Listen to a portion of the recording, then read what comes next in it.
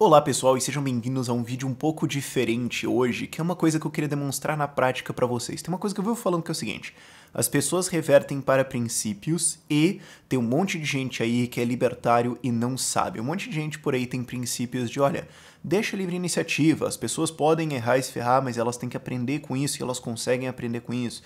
A gente tem que respeitar as pessoas, a lógica de mercado produz melhores resultados, as pessoas têm que ter a sua responsabilidade e a sua inteligência. O individualismo, sabe, são ideias que as pessoas têm, elas não conseguem muitas vezes juntar isso em uma posição filosófica sem erros no meio e tudo mais, mas são coisas que elas carregaram na vida por muito tempo, sem perceber que são libertárias, e esse é o caso de uma pessoa que eu estou entrevistando aqui, que é o Hélio Rodrigues. Ele é candidato a deputado federal por Goiás e tem 73 anos, e só muito recentemente que ele foi perceber que isso que ele achou e defendeu a vida toda, nos anos 70, nos anos 80, na verdade era o libertarianismo, e é um sujeito que leu muito pouco da literatura libertária, leu muito pouco sobre o que são bancos centrais na visão da escola austríaca, esse tipo de coisa, mas quando você vê ele exercitando as ideias, você vê, não, pera, ele tá chegando em conclusões libertárias. E o que eu faço com ele nessa entrevista é meio que uma armadilhazinha, mas vocês vão entender. O que eu faço é começar com ele no lugar onde ele se sente confortável, o assunto que ele se sente confortável, que é simples microempresas e o empreendedor. O Hélio é um empreendedor, ele começou como estagiário em uma empresa, chegou a ser um dos sócios principais,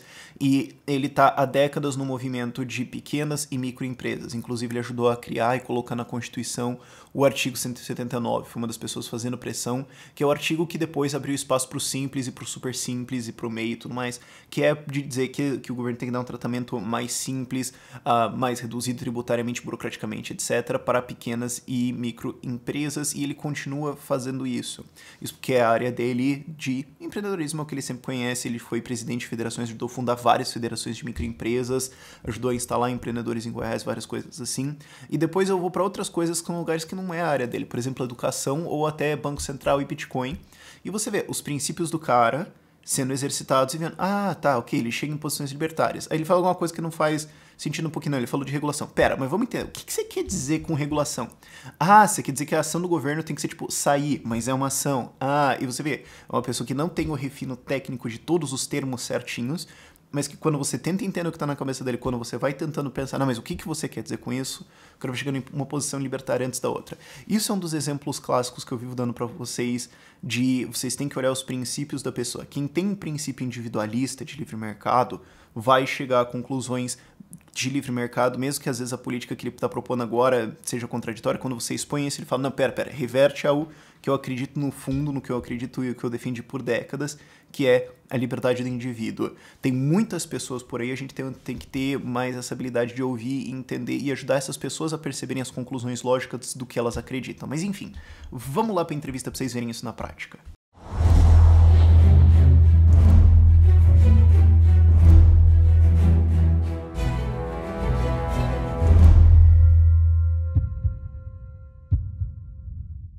Olá pessoal, eu tô aqui com o Hélio Rodrigues, candidato a deputado federal de Goiás, e eu acho que é uma história bem legal, porque assim, eu vivo falando que tem um monte de gente por aí que é libertário e não sabe, e o senhor, desculpa entregar a idade, mas aos 73 anos foi perceber que aquilo que você estava falando a vida toda era na verdade isso, né? Isso. Nós começamos essa luta no mundo do empreendedorismo através da Associação de Micro e Pequena Empresa do Estado de Goiás, que foi uma das primeiras associações do Brasil. E nós começamos a falar sobre a livre iniciativa, que é a maneira de você tirar o nosso povo da pobreza era, sim, através do empreendedorismo, né? Para gerar emprego, trabalho e renda. E a gente ficou, todas essas 2 décadas, né, de trabalho, nós notamos que nós estávamos certos. E naquela época ninguém falava sobre o empreendedorismo, ninguém falava sobre a livre iniciativa. É o governo fazendo tudo, mas passamos por muitas dificuldades, mas hoje nós temos algum norte no que diz respeito ao desenvolvimento através do empreendedorismo. E uma coisa legal assim, porque assim, isso é legal para você aí que tem um simples, que tem MEI também, essas coisas assim. Artigo 179 da Constituição, né, que o governo federal e estado municipal tem que dar um tratamento diferenciado para pequenas e microempresas, e o senhor ajudou a colocar isso na Constituição. Exatamente. Nem sabia, né? A nossa associação é antes, né, da Constituição. Quando veio a Constituição, nós colocamos inserimos o artigo 179, trabalhamos para inserir o artigo 179 da Constituição Federal, e aí escalonou para o Estado e para os municípios. E aí, tanto o Estado como os municípios hoje, a maioria dos municípios, todos os estados hoje têm um tratamento diferenciado para a pequena empresa. Porque empreender hoje não é fácil, mas foi muito mais difícil. Isso que é legal, porque essa emenda emenda constitucional, né, do Super Simples é de 89, foi ser regulamentada muito depois, mas o senhor era da época de empreender nos anos 70, nos anos 80, na época que, se hoje é simples, imagina antes, como é que era, assim, alguma coisa, assim, só pra gente ter uma noção do que era empreender antes disso, com toda a burocracia, assim, Brasil anos 80. A gente sempre falava assim, as empresas, antes do Simples e do Super Simples, do Simples Nacional, que são 3 momentos diferentes, as empresas eram semiformais. A pessoa queria empreender, porque não tinha alternativa, ele queria empreender e ele ia fazer o quê? Através de um pequeno negócio, ele fazia só uma licença na prefeitura. Então ele não fazia registro na junta comercial, não fazia nada disso. Mas precisaria fazer. Precisaria fazer. Mas não fazia fazia só o registro municipal e operava, abria do jeito que dava para fazer. E ele ficava sendo uma presa fácil na mão do Estado, né, do poder público, porque como ele não estava regular, ele estava irregular, estava semiformal, vamos assim dizer, ele ficava, o poder público instrumentalizava. Por quê? Porque esse cara aqui vai ter que votar em quem eu quero, ele vai ter que fazer o jeito que eu quero, porque ele está irregular, e ele não tinha alternativa. Agora, pegar o imposto, eu pegava, o Estado pegava. Isso aí ele sempre fez e fez bem, né? Porque as pessoas o Estado vai sempre atrás dos impostos. E quando ele admitiu um funcionário também, as obrigações sociais, as leis trabalhistas também, ele acaba com tudo isso, apesar de ser semi-formal, ele não era formal. Só que era aquela bagunça, né? O cara tinha que seguir a mesma legislação complicadíssima, assim, soviética antes. Isso. Só que aí eu também tento pensar isso, né? Que, assim, a gente tá falando por isso que eu acho que é legal o seu caso de Goiás. A gente tá falando do pequeno microempreendedor de São Paulo, assim, a gente tá falando lá em Goiás, especialmente anos 70 e 80. Isso. Então é uma dificuldade muito grande, às vezes, de entender o que estava acontecendo na legislação. Você não podia dar um Google na legislação, você tinha que ir na prefeitura pedir, por favor, para eles te darem a lei, eu imagino. Então, dificuldade enorme, né? Porque você tinha que ter alguma coisa que te amparava, né, para você abrir um pequeno negócio. A não ser que você queria também ser totalmente informal. Aí tudo bem, aí você estava à mercê de tudo quanto é coisa. Agora, com o Simples, o primeiro Simples que nós conseguimos, né, junto ao nosso trabalho no Congresso Nacional, com o objetivo de simplificar não só a legislação, mas também simplificar os impostos, que juntaram todos os impostos num só. Fizeram as escalas, né? Mas aí a pessoa pergunta, mas está bom então? Agora está ótimo. Não está bem. Depois do Simples veio o Super Simples, depois do Simples veio o Simples Nacional e ainda não está bem, porque ele era muito restrito a poucas atividades, mais atividade comercial e... Por exemplo, toda empresa que tinha como sócio um cara com curso superior não podia ser do Simples. Só de ter um curso superior não interessa. Isso para você ver como é a dificuldade. Não, porque formado nem é gente. Perante a lei, formado nem é gente, não pode ter, tem que ter. Eu fico imaginando como é que os caras fizeram essa lei. Falaram assim, não, no Simples, mano, se o cara tem um diploma, aí não é. Pois é sociedade de engenharia, sociedade de advogados, sociedade de arquitetos, assim por diante, todo mundo ficava fora. Publicidade, o pessoal de tudo ficava fora. Tudo bem, nós conseguimos, ampliamos, o leque é bem maior, mas não está todos.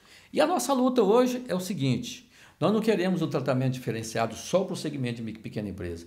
Nós queremos um tratamento para todas as empresas de um modo geral. E simplificado. Agora é bom notar que as grandes empresas sempre levam vantagem, que elas são mais organizadas e tudo, né? Tem uma série de benefícios para as grandes empresas, que a pessoa pensa assim, não, é só as pequenas empresas que conseguiram espaço. Não, as grandes já tinham espaço, né? Tanto que hoje nós temos o nosso plano de governo, uma vez a gente conseguindo chegar ao Congresso Nacional, nós queremos aumentar a faixa de enquadramento, diminuir as alíquotas, né? E por que isso? Porque é igual a tabela do imposto de renda. A tabela do imposto de renda, a inflação vai comendo a tabela e você vai pagando imposto. Daqui um dia a pessoa que ganha um salário mínimo vai pagar imposto de renda. Mas com o Simples acontece a mesma coisa. Então a gente tem que trabalhar em cima disso. Então essa é a nossa luta. O empresário de empresa de pequeno porte, né, está nos endossando nessa nossa luta, né, através do Partido Novo, com a mentalidade completamente diferente, no sentido da gente colocar alguma coisa palpável no Congresso Nacional e um porta-voz no Congresso Nacional. Não que não tenha, mas especificamente da micro e pequena empresa, que surgiu lá na década de 80 como líder de pequena empresa e teve presente em todas essas lutas, nós somos isso. Mas tem uma coisa legal também que eu lembro que o Gustavo Franco fala, que ele fala assim que a gente tem que ter uma cultura de reforma, né? Reforma não é uma coisa que a gente espera tudo cair, fazer reforma, mas sim fazer isso constantemente. Então a gente já teve todas as reformas do Simples até agora, e uma das coisas legais que você está propondo é mudar a tributação de faturamento para lucro. Como é que seria isso? Qual que é a ideia aqui? Ao invés do pagamento dos impostos às pequenas empresas ser pelo faturamento, né? Pelo faturamento, pelo valor de venda, mas seria pelo que a empresa lucrava. Uhum. Que aí é uma mudança totalmente diferente, porque uma pequena empresa, você se estabelece, você investe o seu dinheiro, antes de você ter lucro nenhum, você já está pagando imposto. Você vendeu um determinado produto, já incide imposto sobre a venda. Uhum. E se você inverter isso para você pagar sobre o lucro, você não tem nem o que reclamar. Eu estou pagando porque eu tive lucro, não é isso? É o que acontece em outros países. Você pensa assim, por que a pessoa sai aqui do Brasil, pega um voo, vai lá para Nova York, compra camisa, compra calça, enche a mala e traz para cá? Por que um produto melhor e um produto mais barato? É porque a incidência dos impostos não é sobre o faturamento. A incidência do imposto é sobre lucro. Mas também tem todas as outras dificuldades do Brasil em cima disso que encarecem, né? Mas essa é uma delas. Aí vem, essa é uma delas, uma de muitas, né? Uma de muitas dificuldades que tem. Então, assim, se a gente consegue isso, aí você vai conseguir fazer as micro e pequenas empresas, não só as empresas de pequeno porte, mas também as de grande porte, alavancar o desenvolvimento do país através dos negócios. Porque você está cobrando alguma coisa justa, mas do jeito que está sendo hoje, antes da pessoa começar a ganhar dinheiro e já está pagando imposto. Uhum. Isso prejudica também empresas assim que o cara não sabe nem exatamente qual que é a taxa de lucro dele, o que está acontecendo ali contabilmente, mas às vezes você está pagando mais imposto para o governo por causa do faturamento do que a tua margem de lucro. Quer dizer, é como se fosse um sócio, alguma coisa meio louca assim, né? O maior sócio das empresas, de um modo geral, né? Não estou falando só das todas pequenas, mas de um modo geral, e principalmente das micro e pequenas empresas, é que você tem um sócio que não corre risco, um sócio que não faz, ele não trabalha e ele é o sócio majoritário. Ele só ganha.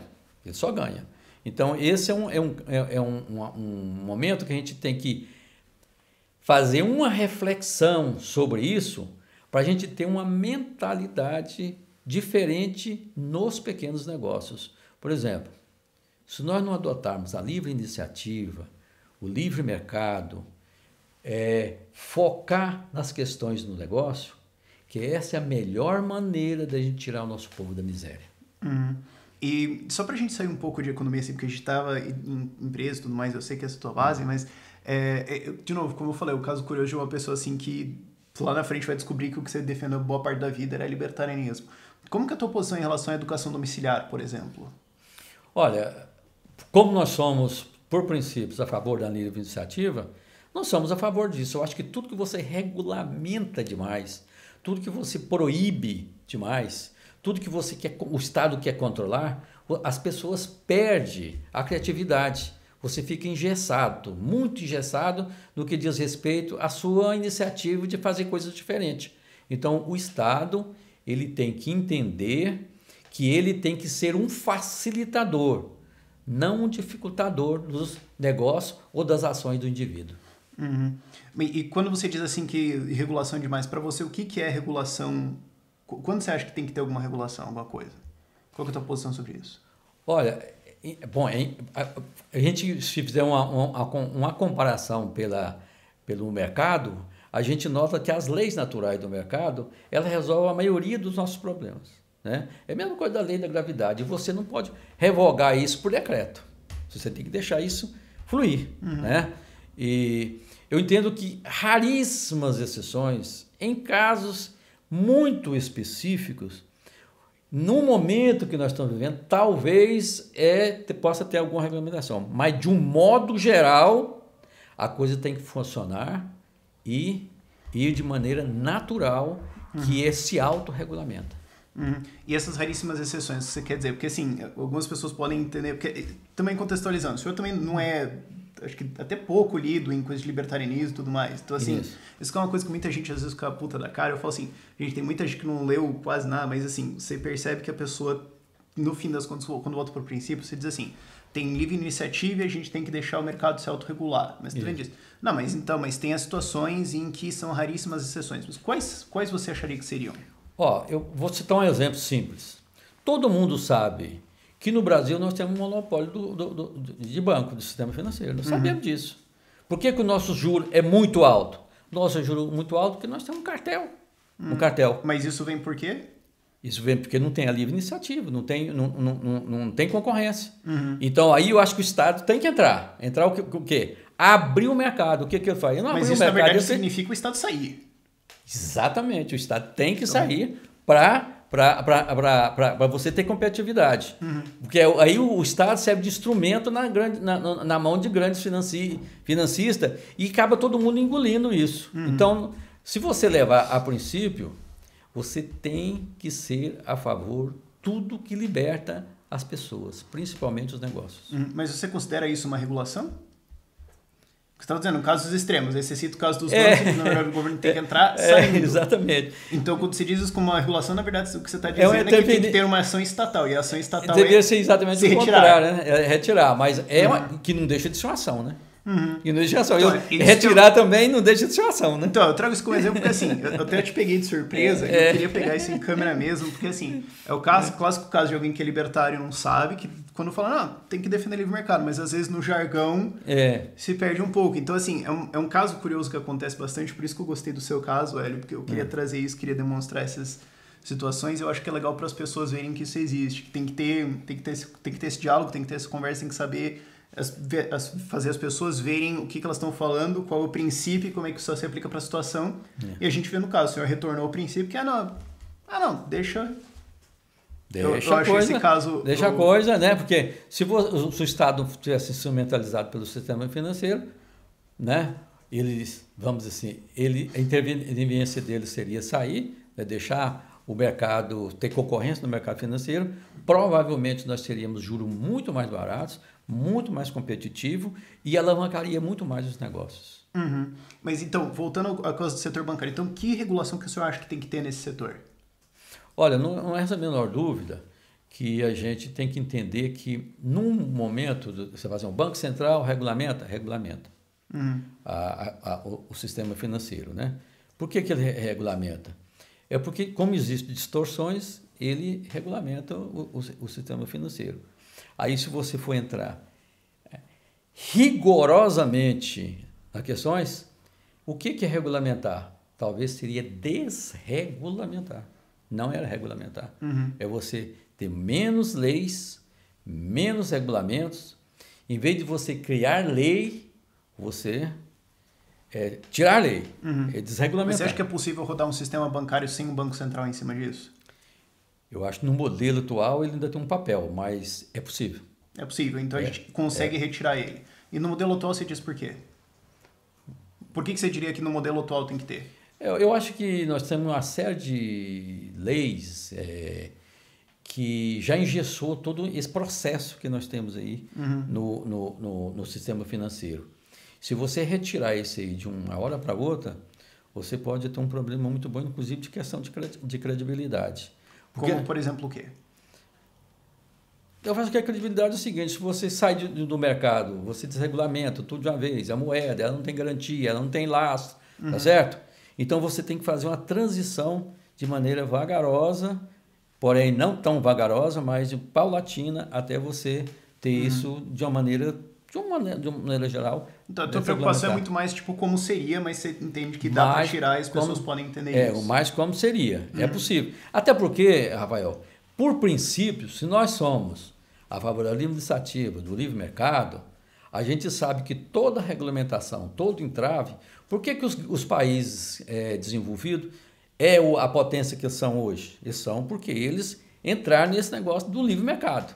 Eles entraram no processo da livre iniciativa. Através da livre iniciativa foi que os negócios começaram a fluir e eles regulamentando. Por exemplo, nos Estados Unidos, cada estado tinha uma moeda. Né, no início da... na verdade, os bancos podiam emitir cada um a sua própria moeda. A própria moeda. Aí o Banco Central Americano entrou para regulamentar. Ele fez um papel? Acho que ele fez um papel.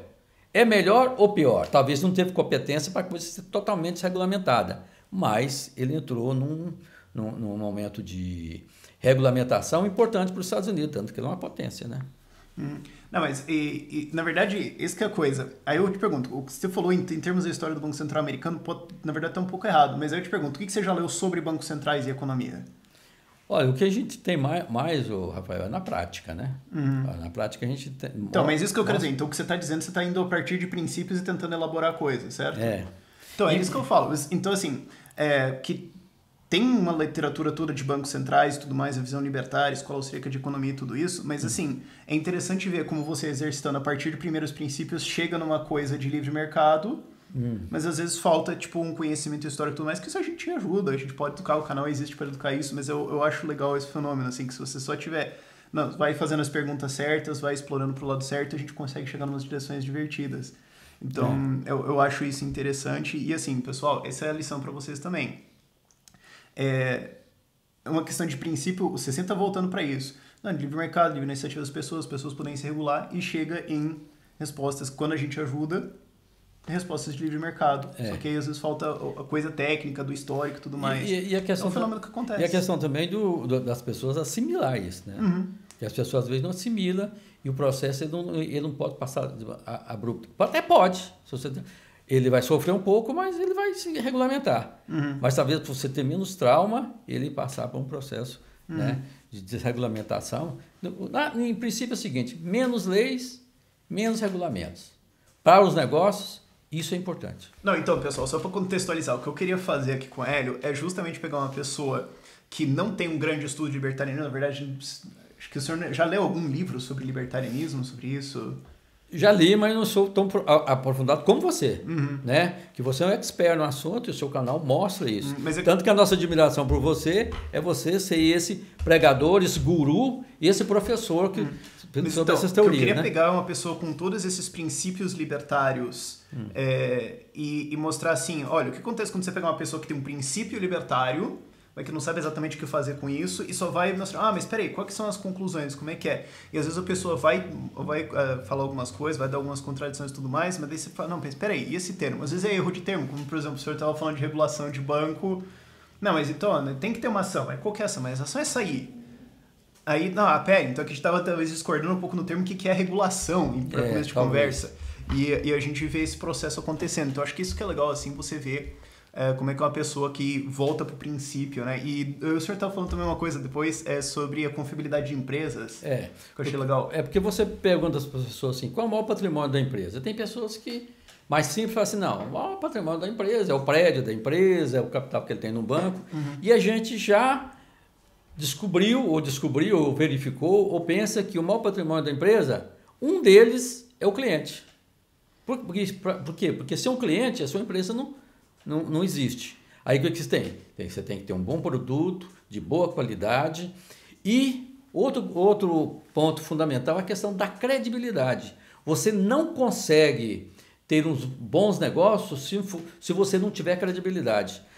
As pessoas têm que ter a confiança. O mundo dos negócios vive na base da confiança. É completamente diferente, por exemplo, do mundo político, onde o cara chega e promete uma coisa, pensa uma coisa e fala outra.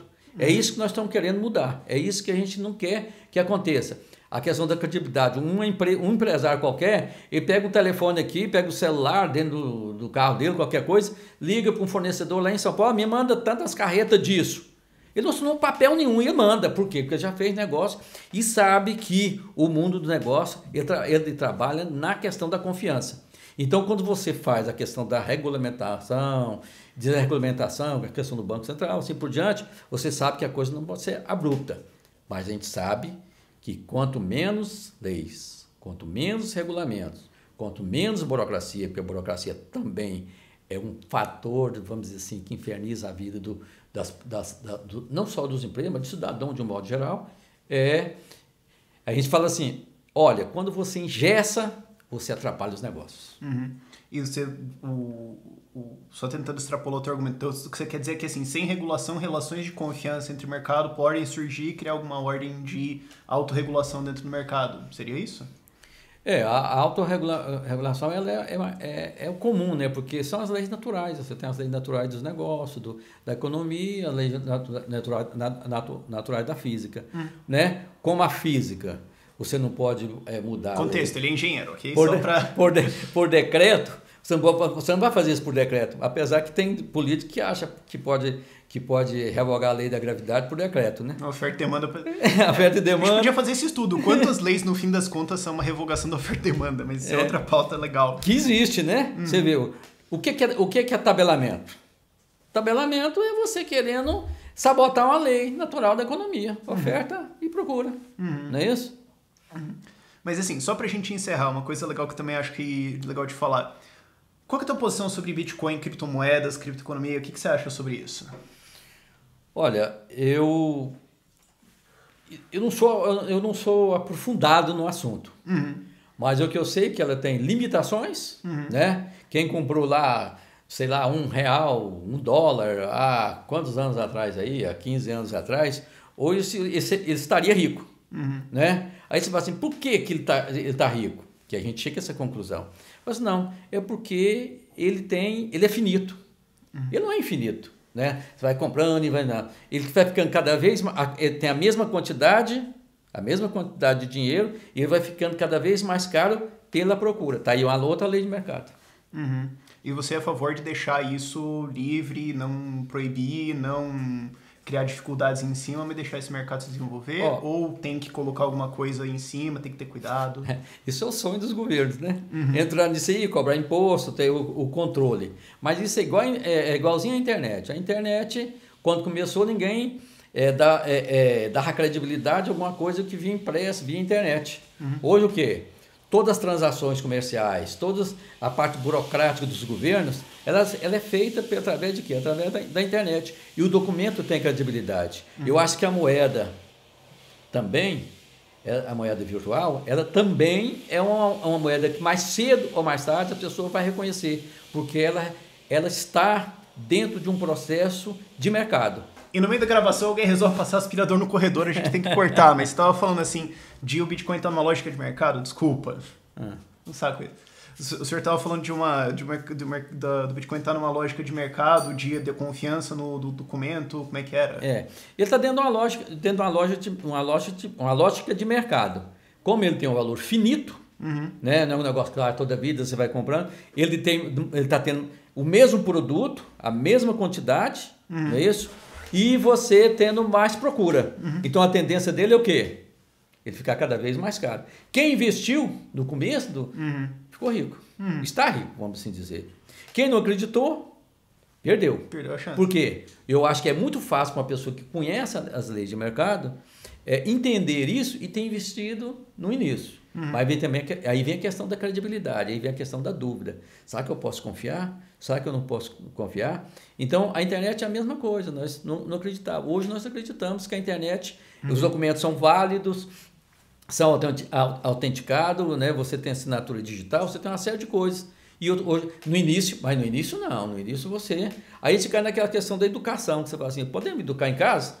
Claro que você pode educar em casa, pô. Internet você pode ter aulas, né, de faculdade dentro da sua casa, dentro do seu quarto. Né? Mesma coisa a moeda. Você vê o tanto que o mercado é forte. Não adianta você lutar contra ele. Quando você luta contra ele, regulamenta e fica, e o pessoal doido para botar a mão no dinheiro, colocar impostos, assim por diante, você está atrapalhando os negócios, você está atrapalhando o desenvolvimento. Então, gente, acho que é uma entrevista bem legal de ter, eu acho que é um exercício interessante, acho que é muito bom para abrir a cabeça de Obrigado, muita vim gente de aí. você então. Mas, Hélio, Rafael, muito obrigado por você vir aqui, muito veio de obrigado Goiás a até aqui você. pra gente fazer a entrevista, obrigado pela viagem. E teu número 3.000, né? 3.000. 3.000, deputado federal por Goiás, você e o Alano. A gente Partido tem dois em Goiás. O Alano e você em Goiás. Que fantástico. Cara, se a gente conseguisse isso assim nos outros estados aí da federação, nossa, eu tô realmente impressionado. Dois tão bons assim em Goiás, a gente lutando para encontrar um em São Paulo, né? Ô, coisa. Mas enfim, mais alguma mensagem, alguma coisa que você quer só para finalizar? Oi? Redes sociais, isso tem que lembrar. É bom ter assessor assim atrás, porque geralmente eu gravo sozinho, mas agora tem a gente ajudando, né? As suas redes sociais vão estar todas lá na descrição, o link para quem quiser olhar, mas quem quiser te acompanhar, se voluntariar na tua campanha, o senhor precisa de ajuda com isso? Rafael, evidentemente que toda ajuda é bem-vinda. Só as pessoas que não conhecem, não trabalham na área de gestão, sabe que o cara assim, eu sei tudo, faço tudo, sou o melhor. Todas ajudam. E isso também é sem limite. Algo que eu queria primeiro agradecer e agradecer principalmente o seu elogio, porque para mim é importante o seu elogio. Né? Um libertário como você, para mim, eu nem me classifico como libertário porque eu acho que está muito... Pode dizer que é já. Com o diploma dele eu posso ficar então, né, com a avaliação dele, então eu posso ficar satisfeito. Então, nesse mundo do empreendedorismo que a gente tem sempre lutado, é que eu quero defender o pessoal, as micro pequenas, em outras palavras, os pequenos negócios, os negócios de um modo geral em Goiás no Congresso Nacional. E se eu estou defendendo Goiás, eu vou defender o Brasil como um todo. Né? Pequena empresa é pequena empresa em qualquer lugar do país. Exatamente. E outra coisa, é possível tirar o nosso país da miséria, virar uma grande potência através da livre iniciativa e do livre mercado. Então, muito obrigado, gente, por esse vídeo. É isso. Tchau, tchau.